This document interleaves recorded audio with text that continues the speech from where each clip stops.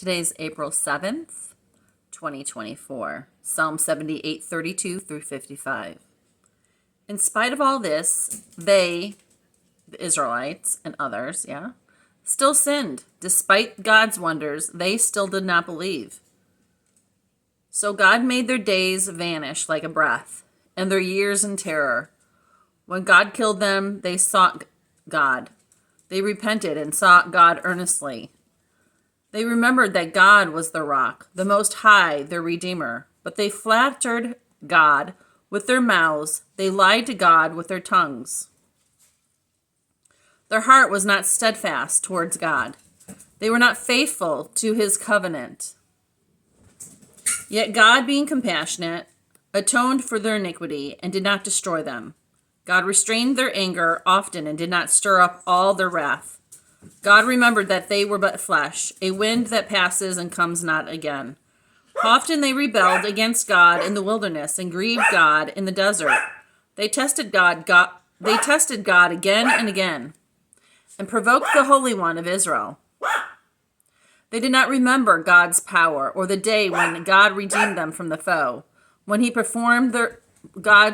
God performed their signs in Egypt and their marvels in the fields of Zoan. God turned the rivers to blood so that they could not drink of their streams. God sent among them swarms of flies which devoured them, and frogs which destroyed them. God gave their crops to the destroying locusts, and the fruit of their labor to the locusts. God destroyed their vines with hail, and their sycamores with frost.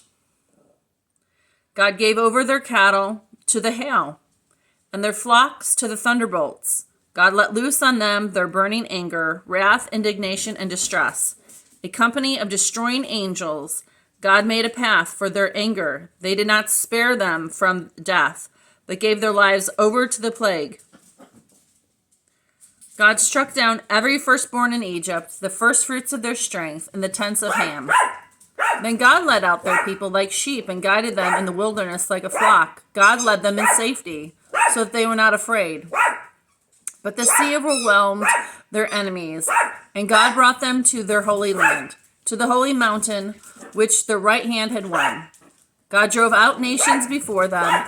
God apportioned them for possession and settled the tribes of Israel in their tents. May God Almighty add to the blessing and reading of their word. Peace. Have a great day.